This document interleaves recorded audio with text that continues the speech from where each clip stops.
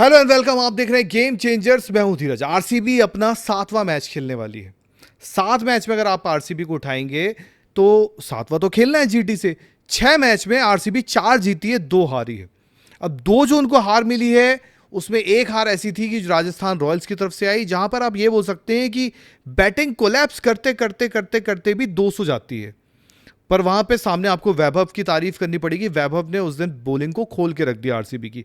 वैभव ने जो ऊपर से डिस्ट्रैक्शन किया वैभव सूर्यवंशी ने, उस वजह से आरसीबी हार गई। पर आरसीबी का एक पैटर्न रहा है। आरसीबी चाहे वो एसआरएच वाला पहला गेम खेली थी, वो 15 ओवर में 200 चेस करते हैं। फिर अगर वो सीएसके वाला गेम खेलती है तो 250 मारते हैं। मुंबई वाला गेम है तो 200 के प्लस, वो भी फिर 240 के करीब जाते हैं। तो आरसीबी का ना एक कंसिस्टेंट चीज रही है कि बैटिंग में उनको रन्स ऊपर के बनाने हैं। और ये बात मैं कर रहा हूं कप्तान रजत पाटीदार की, क्योंकि कप्तान रजत पाटीदार का सबसे ज्यादा इस टीम में योगदान है रनों का, इंपैक्ट का। जिसकी बात करना आप कर लीजिए। रजत पाटीदार ने मैच जीतने के बाद एक कहा था, इन्हीं में से कोई मैच जीता था, उन्होंने कहा था कि अब ना आईपीएल में शायद वो वक्त आ गया है कि आपको ना, जब बैटिंग अगर आपके पास अच्छी है तो बॉलर्स को आपको 20-30 रन एक्स्ट्रा देने होंगे। और शायद एक यही रीजन रहा है कि आरसीबी जब 4 के 4 मैच कन्विंसिंगली जीती है तो कहीं बॉलर्स ने बहुत अच्छा किया है और उसके बाद बैटर्स ने इजीली चेस किया है, या कहीं बैटर्स ने बहुत अच्छा टारगेट सेट करके दिए जिसको बॉलर्स ने डिफेंड किया। लेकिन पिछले 2 मैच, जैसे मैंने कहा 2 मैच आरसीबी हारी है, लेकिन पिछले 2 मैच में आरसीबी के 200 नहीं बने। एक तो लखनऊ वाले गेम में, वहां शायद 200 इसलिए नहीं बने क्योंकि लखनऊ ने वो वहां रन ही 150 के करीब बनाए थे, तो इतना 200 बनने का सवाल ही नहीं बनता चेस करने में। पर एक मैच था डीसी वाला जहां फिर से 200 बन सकते थे, लेकिन वहां पर विकेटें जब गिरी, खासतौर पर रजत पाटीदार का जब विकेट आता है, मुकेश लेके जाते हैं, उसके बाद ना एक आरसीबी में बड़ी खामी देखने को मिली। बड़ी खामी देखने को मिली कि बैटिंग में थोड़ा सा कोलैप्स देखने को मिला। वहां पे चाहे जितेश हो चाहे रोमेरियो हो, वो थोड़ा सा फंस से गए, समझ में नहीं आया। खास तौर पे जितेश वहां पे फंस गए थे। बट अच्छी टीम की खासियत वही होती है कि अगर आप जीत भी रहे हो तब भी आपको लगता है कि कोई 11 में कोई बंदा अच्छा नहीं कर रहा है तो उसका बदलाव जरूरी है। जैसे आरसीबी जब जीत भी रही थी तो अभिनंदन खेल रहे थे उनके साथ। अभिनंदन गेंदबाजी की भूमिका में थे, उनका इकोनॉमी 12 के ऊपर जा रहा था, उनका योगदान टीम में समझ नहीं आ रहा था। तो उनको हटा के रसिक सलाम को लाया गया और रसिक सलाम ने वो काम बखूबी निभाया। तो जीत के बाद भी आप अगर जीत भी रहे हो तो भी चेंजेस जरूरी होते हैं। तो अब आरसीबी में ना सबसे ज्यादा जो दिक्कत आ रही है उनकी बैटिंग में आ रही है कि अगर बॉलर्स को एक्स्ट्रा रन देने हैं तो नीचे से कुछ दिक्कतें आ रही है, उस पर बात करेंगे। तो सबसे पहले बात करते हैं कि भाई क्या आरसीबी में चेंजेस होने चाहिए जीटी के खिलाफ, क्योंकि घर पर ही खेल रहे हैं। पर चेंजेस क्या होने चाहिए, क्योंकि जीत जरूरी है। जीत इसलिए जरूरी है क्योंकि एक तरफ पंजाब जो ब्रांड ऑफ क्रिकेट खेल रही है, पंजाब ये बोल रही है कि भाई पिछले बार हम ट्रॉफी नहीं जीत पाए, इस बार शायद हम वो गलतियां सुधार कर आ रहे हैं। लेकिन आरसीबी कुछ चीजों पे पिछड़ रही है, वहां पर बात करेंगे। बॉलिंग यूनिट में सब कुछ सही चल रहा है, लेकिन बैटिंग में कहां दिक्कत आ रही है। तो सबसे पहले बात करते हैं जितेश शर्मा की। अब जितेश शर्मा की बात करना इसलिए जरूरी है क्योंकि जितेश शर्मा पिछले साल वाइस कैप्टन भी थे।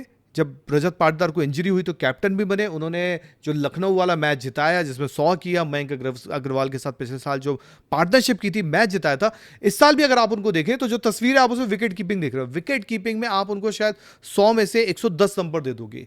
पर बैटिंग में जितेश शर्मा इस साल बहुत बड़ी वीकनेस बन रहे हैं। और वो वीकनेस क्यों बन रहे हैं, क्योंकि जब मैं आपको आंकड़े बताऊंगा उनके तो वो थोड़ा हैरान करते हैं।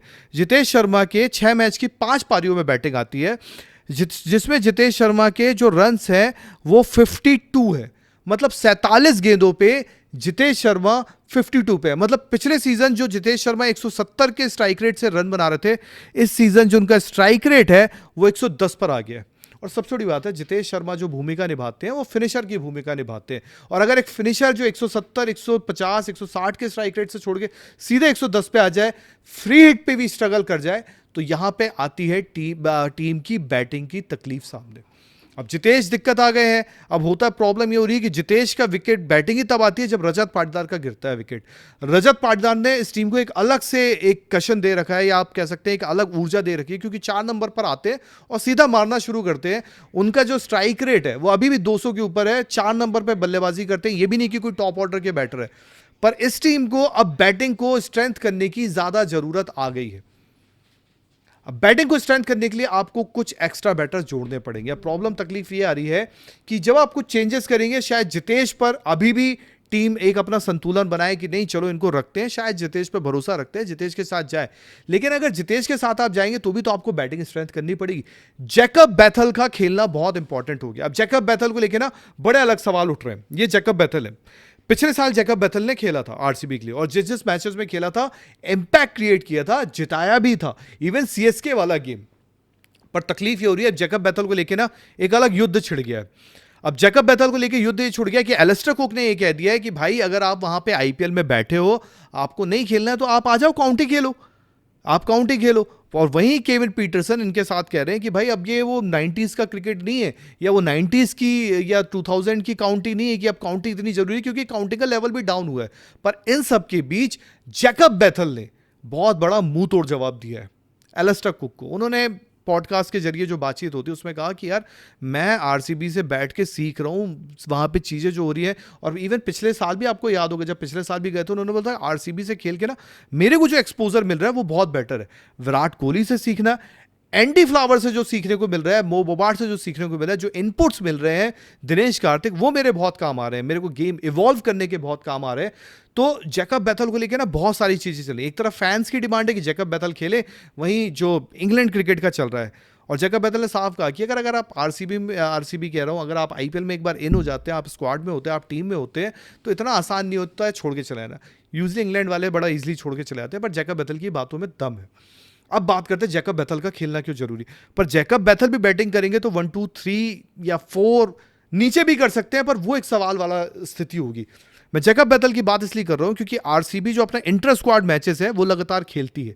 वो तब भी खेल रहे होते हैं जब वो आईपीएल चल रहा होता है। तो आरसीबी ने जो अपना इंटर स्क्वाड मैच लास्ट में खेला है उसमें उन्होंने यही ट्राई किया है कि वेंकटेश अय्यर और जैकब बैथल दोनों खेले, क्योंकि पीछे जो बैटिंग है खास तौर पर रोमेरियो शेफर्ड, क्योंकि रोमेरियो शेफर्ड की जो बॉलिंग है वो सबसे लास्ट में काउंट किया जाता है, कि उनको आरसीबी में ये रखा जाता है कि बहुत ज़रूरत हो। अब पिछले मैच में जब आरसीबी खेल रही थी दिल्ली वाला, उनको 1 ओवर दिया गया, आखिरी ओवर में 16 रन डिफेंड करने थे, लेकिन उन्होंने पहली बॉल पर ही बता दिया था कि डेविड मिलर को वो मैच जिताएंगे और डेविड मिलर के साथ दिल्ली वो मैच जीतेगा। तो वहां से वो मैच जीत गए। वहां पे आरसीबी के रन्स शॉर्ट जरूर थे, पर इसी के लिए अगर आप बैटिंग में ऐड करते हो तो जैकब बैथल खेलेंगे तो शायद रोमेरियो को बाहर बैठना पड़ेगा। रोमेरियो बाहर जाएंगे क्योंकि रोमेरियो नीचे से बैटिंग करते हैं, उनकी बैटिंग इतनी आती नहीं है, और जब आती है तो उतने रन आ नहीं रहे, साथ में बॉलिंग के उनका समझ में आता। तो रोमेरियो जो है कहीं ना कहीं 11 में सिर्फ ऐसा लग रहा है कि हाँ है, और फील्डिंग आपको पता है कि रोमेरियो की फील्डिंग पे इतना ट्रस्ट नहीं कर सकते। तो जैकब बैथल, लेकिन प्रॉब्लम यही आएगी आरसीबी के साथ, जब वो खेलेंगे तो उनका बैटिंग पोजीशन क्या होगा, क्योंकि ये एक थोड़ा टेंशन वाला होगा। अब इसको आरसीबी कैसे सॉर्ट आउट करती है, क्योंकि आरसीबी ने जब अपनी टीम पिक की थी कि अगर ऊपर का बंदा होता है, किसी को तकलीफ आती है फिल सॉल्ट को, तो शायद जैकब बैथल है, और नीचे किसी को तकलीफ आती है तो जॉर्डन कॉक्स को रखा था उन्होंने, जॉर्डन कॉक्स को। तो वहां पे ये देखना होगा।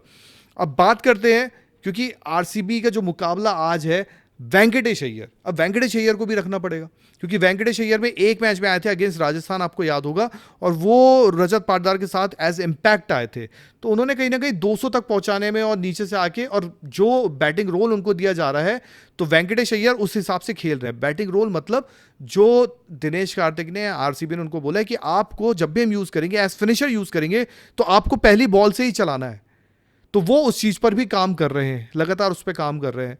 तो आज जो मुकाबला है उसमें ऐसा लग रहा है कि जैकब बैथल आपको खेलते नजर आएंगे, बस थोड़ा उनका बैटिंग पोजीशन देखनी पड़ेगी, क्योंकि 1 2 3 देवदत्त पडिक्कल 3 के नीचे नहीं जा सकते। देवदत्त पडिक्कल 3 ही खेल सकते हैं, क्योंकि उसके बाद थोड़ा सा एक प्लेयर की लिमिटेशन होती है। ज्यादा से ज्यादा जैकब बैथल 4 आ सकते हैं। क्यों? क्योंकि रजत पाटीदार 5 वाला गेम भी अच्छा कर सकते हैं अपना, और उनके साथ ये एक अगर स्पिन है तो रजत पाटीदार, वरना नीचे जैकब बैथल आ सकते हैं, और टिम डेविड के साथ भी एक अच्छी पार्टनरशिप कर सकते हैं। तो फिलहाल आरसीबी को जरूरत ये है, क्योंकि अगर वो रन्स 250 240 230 बनाते रहेंगे तो बॉलर्स के लिए थोड़ा आसान रहेगा। भुवी 10 विकेट ले चुके हैं, बाकी जो बॉलर्स है वो अच्छा कर रहे हैं, लेकिन आरसीबी को थोड़ा हेल्प है। बाकी आप बताइए, आपको क्या लगता है कि आज आरसीबी को चेंजेस क्या करने चाहिए और क्या नहीं करनी चाहिए, क्योंकि ऐसा लगता है कि आज जैकब बैथल खेलेंगे, और रीजन मैंने आपको बता दिया है। बाकी वीडियो पसंद आया तो लाइक करें, चैनल को सब्सक्राइब करें। जय हिंद, जय भारत।